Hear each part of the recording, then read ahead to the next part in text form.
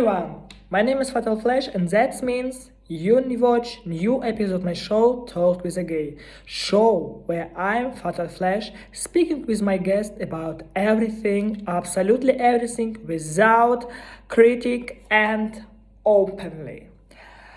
And today I have also one special guest in my studio. Not real in my studio, of course, but we speak with him. That was really great. This person, he is one winner, like one wins um, from the one contest, Mr.Gay of Germany. This is a really cool contest for LGBTQ community and for gays. And he is transgender person, and he is winner this contest. And today he in my studio, and we speak with him about how it was. He like transgender person, like transgender activist, and like was part of LGBT community, do for us community, and what must we to do together, what make us community better. Also, my interview today with awesome people, with awesome man, Max Aperoth. Welcome. Hello, Max. Hey, how's it going? I'm really glad to see you today in my show because it's really important to work what you do. And I'm like before I say my viewers, what is you? I mean, like what you are LGBTQ activist, what you are transgender activist, and you are vegetarians. Tell us more about yourself, like about interesting person for us communities. Yeah, thanks for having me today. Yeah, my name is Max. I use they, them pronouns in English, and I'm a trans activist and diversity consultant based in Cologne in Germany. And I am also currently the Mr.Gay Germany 2022 and do a lot of activism specifically around trans and gender diverse people, but also on a wider spectrum, obviously, for the queer community. And I'm also vegan. I love to cook. It's like my biggest passion. And I'm a big sports nerd. Like everything that has to do with sports is something that I really enjoy. It's also like a matter of self-care for me. It's really important to take care of myself and kind of like to let off some steam at the end of the day after I worked all day. Just need some physical exercise and just, yeah, the feeling of taking care of myself.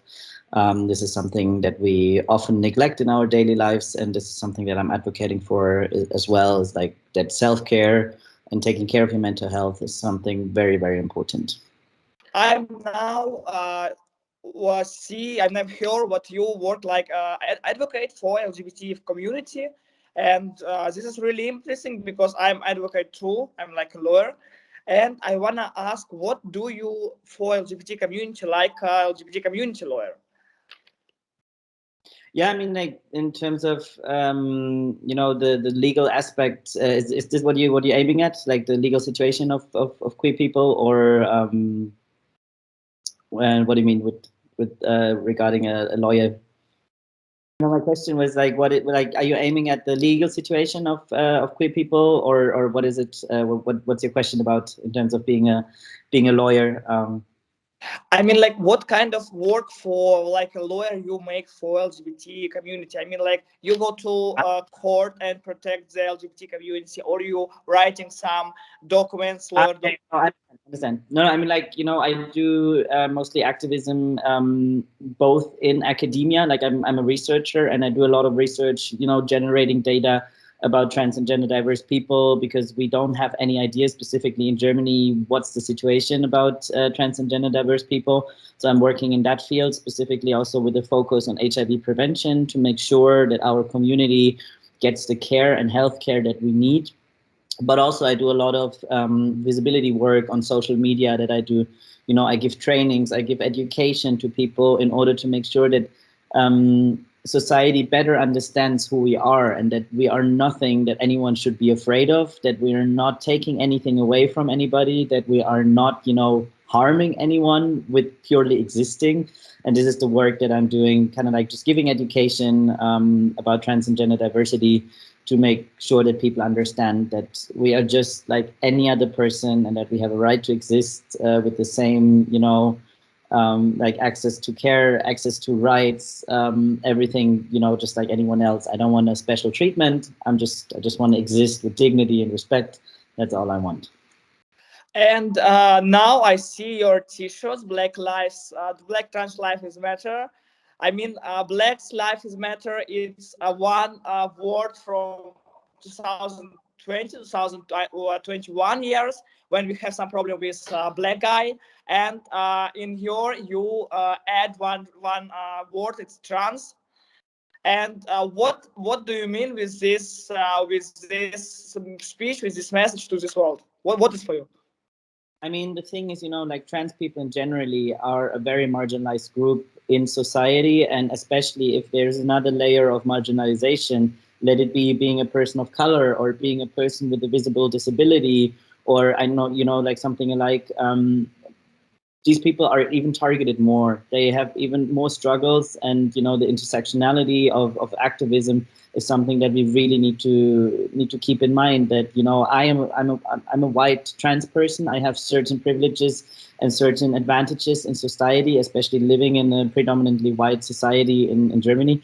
And I need to be aware of the fact that there are people within my community struggling with different things, and as a person with privilege, I need to use that privilege to also support these people and to elevate their voices. And this is, for example, what I do with just wearing a T-shirt. This is already, an act of support for people of color within my community.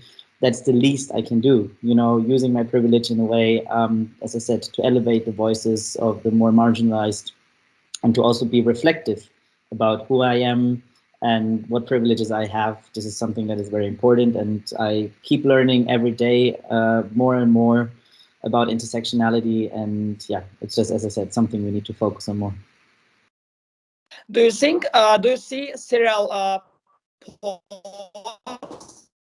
It's about also about transgender, about some time period in American which HIV virus, and it's about transgender in this period, like black transgender, I mean, trans person. Yeah, this is also like specific.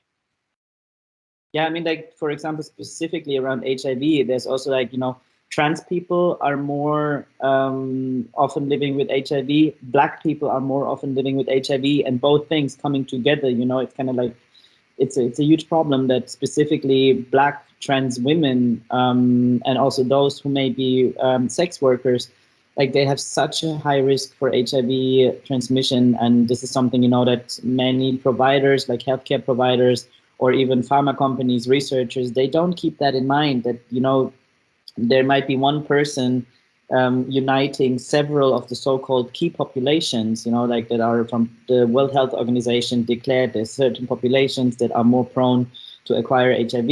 And this is something, that needs to be focused on, that a Black trans woman who is a sex worker, like this is something like it's a person who's really vulnerable to HIV, and this needs to change. Like we need to work more for those who can't access care. Like this is what I'm doing with trans people in general, trying to advocate more for accessibility to healthcare, but also for Black people, also for sex workers. Like we need to reduce the barriers and stigma in healthcare settings. That's super important.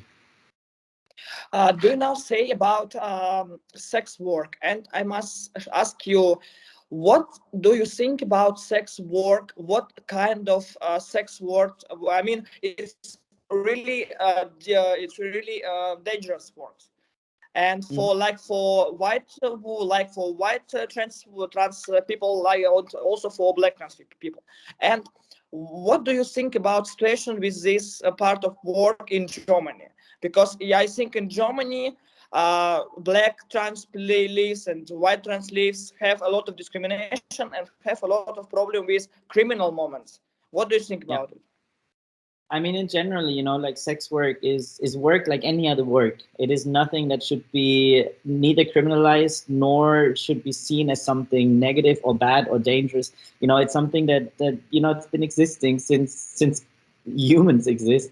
and it's just work like any other work, and it should be also seen as such. And the thing is, it is a dangerous environment, because often people work in a niche or working some sort of like in a gray zone because of the law, also in Germany, that requires you to register as a sex worker. Some people don't want to do that, which I can totally understand, that the state is not monitoring you for the work that you do, because you don't know how times might change and things might be used against you. Who knows, and also specifically for trans people who have so many experiences with the state and with the system and, bureaucracy of the state, that some people just say, like, I don't want to do this again. I don't want to go through something again that someone needs to give me another paper to prove who I am like now as a sex worker. Like, why do I need that? And this is something where it's really dangerous, where a lot of people work somewhere in between the law, let's say, because it's legal to be a sex worker in Germany, but you need to be registered. And if you're not registered, you kind of somehow doing something illegal, but it's not a major offense, but still it's not considered as, legal. And this is, it's putting pressure on people. It's putting pressure on people operating in the system, working in sex work, and especially then if you are also like a person of color, or maybe even not recognized as a citizen here in Germany, or you are waiting for your refugee status and you don't have any other source of income. This is a huge issue, and it's a huge problem if people are getting dependent on the system or even on sex work, if this is something, that they might just do in like intermediate, like generally, like some people decide, I want to be a sex worker, this is my profession, and some people do it out of a economic need. And this is something, you need to be aware how things interplay, and both ways are perfectly fine. Obviously, like, I don't want to say, and like whatever reason people work in sex work is their choice. Like, as long as it is their choice, it's okay. But yeah, specifically for trans people and those maybe of uncertain status in Germany, it's super, super difficult. And also there needs to be more protection for sex workers, that if something happens, that they can go to the police without experiencing even more violence or more stigma. And that's still a very, very long way to go. Also, then again, going back to healthcare, it's like stigma in healthcare, not receiving the care that they need. It's a huge issue. Go to my important questions. It's for your participant to Gay Germany 2022. Why you go to this contest? I mean, what idea you go to this contest? Yeah. So, I mean, the reason for me behind that was that, like, I saw it on social media. I saw that such contest exists, and it is not just a beauty pageant. It's not about not only about how people look and how great their abs look like. It is also like a community event, because everyone who makes it to the finals needs to needs to come up, start a new community campaign, present this to a jury. And then, based on that, it weighs, like the content part, like the content that you bring to the competition weighs more than just the looks. And this is something that I really liked. And so I thought, like, this is something that I would like to do, and B, at the same time, as a trans masculine person, I experience still a lot of discrimination within the gay scene, that other like cis gay men trying to tell me, you are not part of this, you don't belong here, you're not a real man, whatever a real man is. So this is something where, feel in your situation when you go to this contest? This is what people sometimes tell me, yes. So this is why I was like, and here I come, like, here I am. I'm like, I want to be part of this competition. First, I want to get to the finals, and then even maybe I want to win this, to show people that we are part of the community. Like, all the gay rights that we have today, they wouldn't exist if trans people weren't fighting. Like, we've been fighting among cis gay men and cis lesbians for decades. And without us, we wouldn't be where we are today. We wouldn't have all these spaces, like all these open spaces in Germany where queer people can be themselves and can hold hands, in the streets and have, marriage equality. Without trans people, this wouldn't exist. And this is what people forget in this whole equation. And we are part of the gay community as much as we're part of any other community that we want to be part of. And this was one of the or those are the reasons why I wanted to participate in the MrGay Germany contest. How it was? Tell me more about some process. How it was when you go to this contest, and what you do in this contest, and a little bit more about some processes. Yeah. So, I mean, it first started that as I said, I saw it online, and then I sent an application online about that I would like to participate. Like, you had to write something and you had to send some photos and stuff. And then I was invited to a phone interview. So I did a couple of phone interviews until they told me, okay, congratulations, you made it to the semifinals. You will be 1 out of 12 to compete in the MrGay Germany 2022 contest. And that was like from the moment that I got to know until the contest. It was. Can you still hear me? Sure. Yes, I see. Can you repeat, please? Because I have some call on my phone, and yes. Okay. All right. So first, as I said, I saw it online that this contest exists, and I had to. Should I start again? Yes, I mean, like, 1 moment. So yes, sorry. So as I said, I saw it online that this contest exists, and also like you needed to apply online. So I filled out a form online. You had to write a little bit. You had to send a few photos, and then I was actually invited to a phone interview. And I had 2 phone interviews before they told me, "Hey, congratulations! You'll be 1 out of 12 to make it to the semifinals." And from that moment until the semifinals, it was 3 weeks. So I had to work really hard to come up with a community campaign, to develop this campaign. And to make a presentation about my campaign. And so then we had a weekend where we had a lot of challenges, like you needed to do the presentation, and there were some photo challenges, a podcast challenge, a TikTok challenge, like everything that they see. How do you behave also in front of a camera? Because this is what's going to happen. If you're MrGay Germany, you're invited to a lot of interviews, you need to speak to a lot of people, and I just wanted to see how comfortable people are in front of cameras. And and then eventually I made it to the finals. I was 1 out of 7, who made it to the finals, which was also 3 weeks later then. Another weekend with a lot of challenges, and we had to further develop our campaign and present it again to the jury, and they asked us a lot of questions. It was really like they were really grilling us. And eventually I made it to become MrGay Germany, because I had the best campaign that was most developed with a really strong message, and I found already a lot of collaborating partners, and it's something that is also now it's really going, like it's really something that I'm really proud of, that it's working. And I can also, like in a second, I can also tell you a little bit more about the campaign if you want. Grilling us, and can be some participants only people who was born in Germany, or some people who do some for example immigration feedback or something like this? Anyone can participate who identifies somewhere on the male spectrum. Like I do not identify exclusively as a man. It's like masculinity is part of my identity, but I usually say I'm much more than just a man. And people who identify somewhat on like as gay, like, and I love men, like I love masculinity. This is what I'm attracted to. So, and this is perfectly fine. You don't have to be a cis gay white person from Germany. Anyone who resides in Germany can participate, no matter if you are born here or not. That doesn't matter.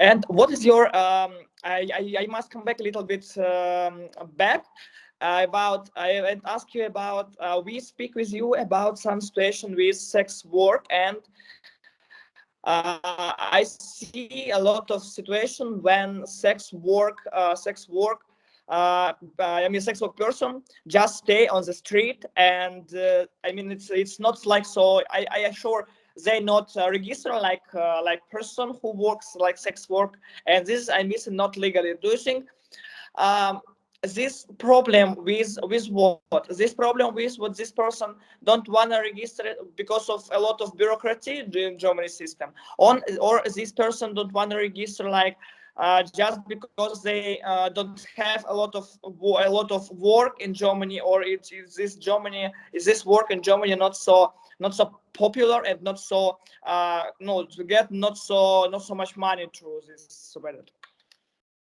I mean, there's, as I said earlier, I mean, there's so many different reasons why people wouldn't want to register, but it's also specifically for trans people because we experience so much discrimination from the state and from state agencies. It's just another place where we go and expose ourselves as trans people because maybe our documents don't align with the way we look, and then we experience, you know, transphobia from the person who is supposed to give us the registration for sex work. I don't know. I mean, as I said, there's a lot of different reasons. But there's certainly more barriers for trans people than there are for cis people, and violence and abuse that sex workers experience is something very present, and you know, this is something, yeah, as I said, there's still so much more work that needs to be done to make sure that sex workers in Germany can operate in a safe environment, that they have the option to go to the police or to any other support network if they experience something negative. And also, you know, the debate, the current political debate about implementing the Nordic model in Germany potentially, which will, you know, make the life for sex workers even more difficult. Like, I hope that we don't get there, but who knows? Like, you know, it's like it's a very, very difficult situation at the moment. What do you think about situation with discrimination with in Deutschland, in Germany? Because you know, like a lot of people, LGBTQ people, trans people have a lot of discrimination. Implementing the Nordic model in Germany potentially, which will. Why this situation we have in 2022 year in Germany, in European country, in the middle of European country, and what must we do when this situation don't be with us anymore, don't be with us more? Because this situation, I think it's what kind of your mind? Yeah. What is your? So I mean, like there's various different reasons. As I said, you know, the state in itself discriminates us because we have a very terrible so-called transsexual law in Germany that still requires a diagnosis of mental illness because of being trans. And I'm not mentally ill because I'm a trans person. You know, that's something we need to really get far away from in 2022. But it's still, even though the World Health Organization has in 2019 declared that being trans is not a mental illness anymore. It's not a long time ago, but it's like, you know, it was supposed to be implemented in Germany, that this is also like updated in Germany by January this year, but it hasn't happened. So I'm still counting as a mentally ill person because of being trans here in Germany. And of course, like, this is something that reflects also into society. If society thinks, oh yeah, they're officially mentally ill because they're trans, so they can't be okay. You know, this is something that really needs to change soon. And also the law that we have in Germany around trans people, they need to cross it out. It shouldn't exist anymore, and it should be replaced with a law based on self-determination. That means that I can just go to an official registry office and be like, listen, hey, I am this and that person. Please change my gender marker from male to female or male to diverse, or just leave it, like, cross it out entirely. I don't want anything standing in my gender marker. Like that, this should be the future. And I know that the current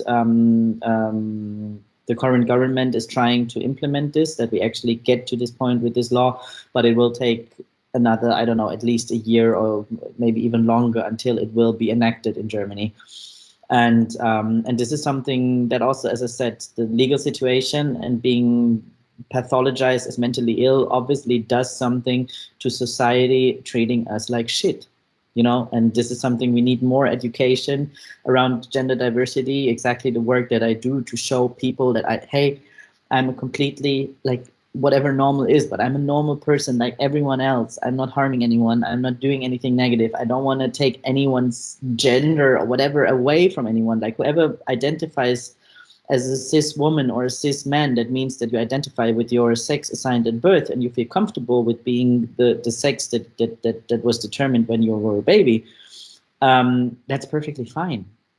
But I just want the exact same rights like everyone else, and I just want to like live, as I said, with dignity and respect, and like being allowed to be who I am without having to hide myself, without having to fear violence. And this is the only thing that I want. I just must in this situation. I just must ask you about what do you think about situation with Ukrainian war? I mean, it's not about full past of wars, but about situation with a lot of transgender mentioned, a lot of transgender people, a lot of heterosexual people. I mean, like men, like boys can go out from Ukraine because they have some age for in this part of age they must be protect their country. And do you think it's normal situation because a lot of people in modern world don't wanna have automat in hand and be some like killers. And I hear about a lot of about it in interview or in just chatting with people who just say me, I don't have a cases. I don't know how it works. I don't want to be some kill some past of it and kill the people. And but I must stay here because my government says stay here because I have some age. I don't do it and I can come back to Europe or something like this. What do you think about the situation? Yeah. I mean, first of all, I mean, like it's a really, really terrible situation that has happened like in the Ukraine, and like Putin's invasion into the country is something that I can't even say how much I hate it. It's just really something of a crazy, vulnerable, toxic masculine person who didn't know who has probably, I don't know, actually no idea what he's doing. This is something that's the best example of toxic masculinity, is Putin. And and the situation, like I'm in direct exchange with trans people in Ukraine, and the situation for my community there is really, really awful because, it's not only men, like cis men, and anyone who wants to leave and who doesn't want to fight should be allowed to leave. And on the other hand, saying like only men can fight, like there are so many cis women that would be like, listen, I want to defend my country, I want to fight, please let me do that. And whoever decides to do that for whatever reason, I mean, like I wouldn't be one of them. I wouldn't I don't see a point in violence and fighting. I would probably also be someone who's going to leave. But anyone who wants to fight should be allowed to fight, and anyone who wants to leave should be allowed to leave. Like men, cis men, no matter if trans or cis, should be allowed to be afraid and should be allowed to take a decision on their own about their own lives without a government forcing them, you need to stay and you need to fight if it comes to that point. So this is something, where there's also, again, this attaching the strength and the willingness to fight only to masculinity is something that I think is not a modern perspective anymore. Like modern in the sense that, as I said, there's also a lot of women who say like, hey, we can do exactly the same like cis men can do. Like, why can't we do it? Like, why are we allowed, or why are we supposed to take our children out? And why can't our husbands or fathers or whoever else partners can come with us? And this is something, specifically also for trans people, trans women who did not change their documents yet, who are women and looking like women, but only on their official documents it still says male, and they can't leave. And we both know what's going to happen to these people if Russian soldiers are going to take them captive, and this is something that I'm like so afraid for many people of my community at the moment. And I mean, it's like I can only do as much as I can, but I'm trying to support them in the best possible way, trying to raise awareness of the situation. I'm trying to raise money to support them directly, and hoping that eventually things will be okay in the end.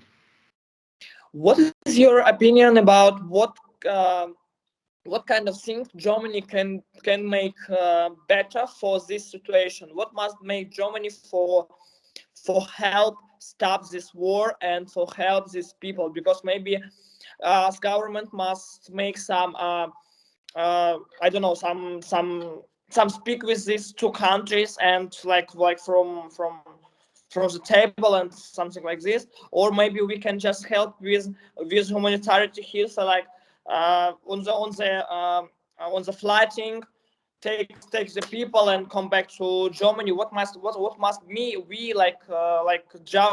as government make in this situation more?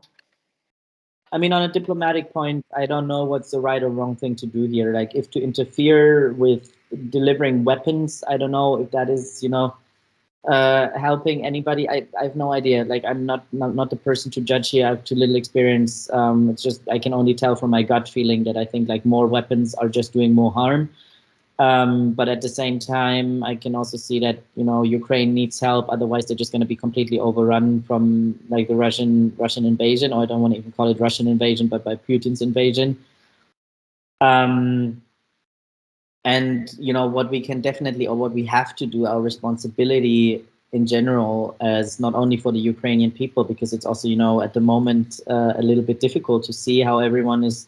Like, which is important, and it's great that people welcome people from Ukraine with open arms. But like, looking back a few years ago, when Syrian people came, or generally like people coming from conflict areas all around the world, they're mostly not that, like, Germans weren't that open like they are right now. And this is something where I think in general, Germany has to be, as a rich, global North country, has the responsibility to give people the chances to develop and to live in safety and in also economic safety, whoever has the need to do that. And not only people from Ukraine, but at the moment specifically those who are coming here, we need to welcome them and we need to give them the best support that we can. And also like giving them the support, hoping that the Russian, like Putin's invasion is not going to be successful, that Ukraine will still exist in a few years' time, like helping to support the country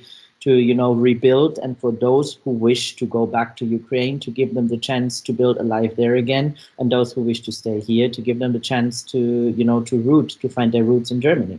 Like, this is something that we have to do, and it's our responsibility to support that in the best way possible.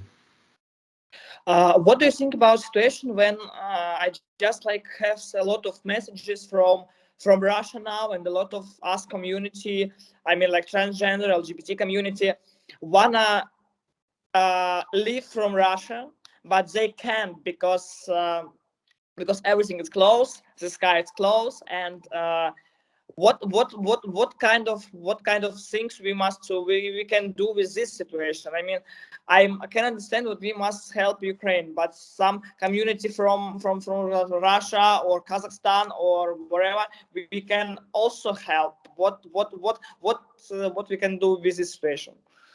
I mean, this is something where there needs to be like a political assessment, in a way that that those people also need to be granted refugee status, because of because of being LGBT and not being able to live freely without the fear for your life in certain countries. No matter if there is a general refugee status granted to people from those countries, it needs to be also like there need to be niches or like ways for people who are persecuted or followed, or in a way in the country where they reside, where they are officially okay to live. Like LGBT people can officially live in Russia, but it's like, what kind of life do they have there?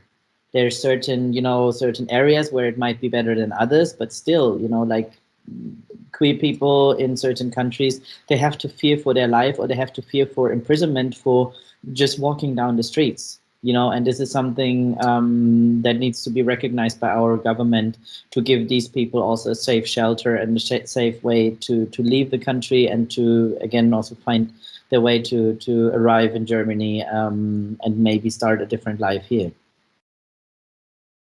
And my last question for us talk today, it's what is your plans for future? I mean, in this year you was winner Gay Germany 2022. Do you wanna win more this contest? I mean, Gay Germany Europe or Gay Germany World or something, Gay World or something like this.